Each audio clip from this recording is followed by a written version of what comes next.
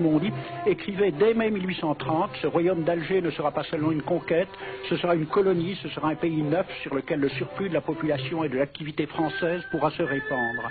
Voilà les véritables raisons de la conquête, dont il faut aussi éclairer les méthodes. Alors j'ai pris des documents à la Bibliothèque nationale à Paris, des témoignages des conquérants de l'époque, des conquérants français. D'abord, des extraits du bréviaire que l'on avait remis aux officiers et soldats qui s'en allaient en Afrique. Cela s'appelait « Aperçu historique, statistique et topographique sur l'état d'Alger ». Voici quelques-uns de ces extraits. Ces contrées sont des terres vacantes, abandonnées aux mauvaises herbes par la paresse et l'indolence des morts. Les femmes du pays sont livrées par la paresse des Arabes, qui passent toute leur vie à fumer, à la turpitude de mœurs extrêmement relâchées.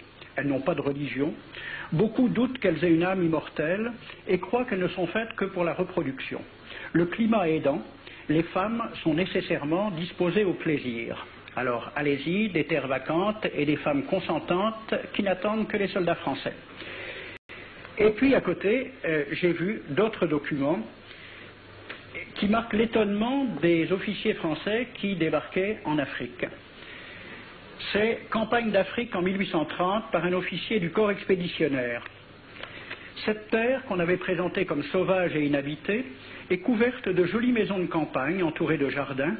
Toutes sont bâties sur des hauteurs dont les mouvements onduleux contrastent tout à fait avec l'aridité des côtes de Provence.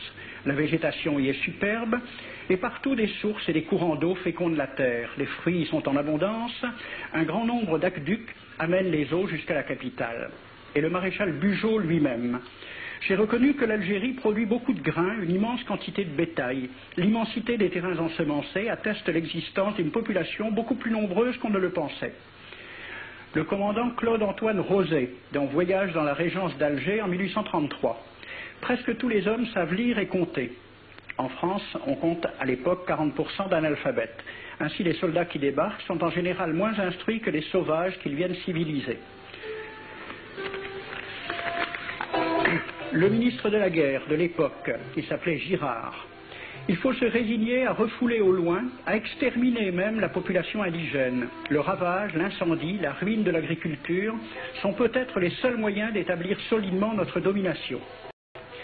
Savary, duc de Rovigo, apportez des têtes, bouchez les conduites d'eau avec la tête du premier bédouin que vous rencontrerez, au nom bien sûr de la civilisation. Christian, dans l'Afrique française, un détachement de l'armée parti d'Alger surprend la tribu désarmée des Olifias et massacre sur le champ tous les hommes, femmes, enfants, sans distinction. On parlera de 12 000 morts. Les troupeaux raflés aux Olifias seront vendus au consul du Danemark. Quant au reste du butin, il fut exposé au marché de Babazoun. On y voyait des bracelets de femmes encore attachés à des poignets coupés et des boucles d'oreilles pendant à des lambeaux de chair, au nom de la civilisation. Le colonel François de Montagnac. Selon moi, toutes les populations qui n'acceptent pas nos conditions doivent être rasées. Tout doit être pris, saccagé, sans distinction d'âge et de sexe. L'herbe ne doit plus pousser là où l'armée française a mis le pied. Saint-Arnaud, il était commandant et c'était aussi un mari très attentionné. Il écrit à sa femme. Chère Louise, je suis bivouaqué par une chaleur de 40 degrés au milieu de 20 villages superbes qui ne se sont jamais bien soumis. Je leur ai donné jusqu'à ce soir pour payer les impôts et les amendes que je leur inflige. S'ils ne s'exécutent pas, j'enverrai 3 colonnes brûler tout. En juin 1845, la tribu des Ouled Riha, chassée de ses douars par les détachements incendiaires du colonel Pélissier, se réfugie dans des grottes de montagne. Ordre du maréchal Bugeaud. Si ces gredins se retirent dans leurs cavernes, imitez Cavaignac aux Béha, fumez-les à outrance comme des renards. Voici le récit d'un témoin, français bien sûr. Voir au milieu de la nuit, à la faveur de la lune, un corps de troupes françaises occupé à entretenir un feu infernal. Entendre les sourds gémissements des hommes, des femmes, des enfants et des animaux, le craquement des rochers calcinés s'écroulant. Le matin, quand on chercha à dégager l'entrée des cavernes, gisaient des bœufs, des ânes, des moutons. Parmi les animaux entassés sous eux, on trouvait des hommes, des femmes, des enfants. J'ai vu un homme mort, le genou à terre, la main crispée sur la corne d'un bœuf. Devant lui était une femme tenant son enfant dans ses bras. Cet homme avait été asphyxié au moment où il cherchait à préserver sa famille de la rage de cet animal. On a compté 760 cadavres. Le 8 mai 1845, Saint-Arnaud découvre 500 Algériens qui s'abritent dans une grotte entre Ténès et Mostaganem. Saint-Arnaud ordonne à ses soldats de les emmurer vivants. Il écrit « Je fais boucher hermétiquement toutes les issues et je fais un vaste cimetière. La terre couvrira à jamais les cadavres de ces fanatiques. » C'est à peu près ce qu'ont dit les Allemands en massacrant le village d'Oradour-sur-Glane. Montagnac, toujours lui, le colonel. Voilà comment il faut faire la guerre aux Arabes. Tuer tous les hommes jusqu'à l'âge de 15 ans. Prendre toutes les femmes et les enfants. Vous me demandez ce que nous faisons des femmes que nous prenons? On en garde quelques-unes comme otages. Les autres sont échangées contre des chevaux.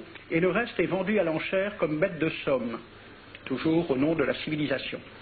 Nous rapportons un plein baril d'oreilles récolté pair à pair sur les prisonniers. Il contient même celle d'un de nos 58 gendarmes morts de maladie.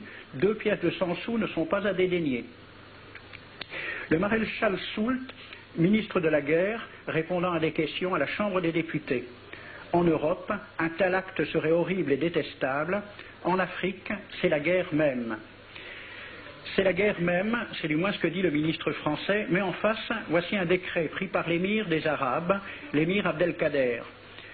Tout Arabe qui amènera vivant un soldat français recevra pour récompense la somme de 8 douros. Tout Arabe qui aura un Français en sa possession sera tenu de le bien traiter et de le conduire le plus promptement possible, soit devant le califat, soit devant l'émir lui-même. Dans le cas où le prisonnier aurait à se plaindre de mauvais traitements, l'Arabe n'aura droit à aucune récompense. À la lecture de ce décret, question d'un soldat algérien, quelle récompense pour un prisonnier vivant? L'émir répond 8 douros. Et pour une tête coupée, l'émir répond 25 coups de bâton sur la plante des pieds. De quel côté était la civilisation? J'ai donc fait ce film avec les citations et des dessins et gravures qui étaient à la Bibliothèque nationale à Paris, et j'ai proposé le film à la Ligue de l'enseignement pour qu'il soit projeté dans les lycées et collèges de France et de Navarre. La Ligue de l'enseignement l'a refusé avec cette appréciation. Quoique très correctement réalisé et basé sur des documents indiscutables, ce film va à l'encontre de toutes les idées qui servent de base à l'enseignement de la pénétration française en Afrique du Nord, ce qui rend sa diffusion impossible. C'était reconnaître que l'enseignement n'avait pas pour but l'éducation, c'est-à-dire l'ouverture vers la réalité, mais l'endoctrinement au service d'une idée politique, ici le colonialisme.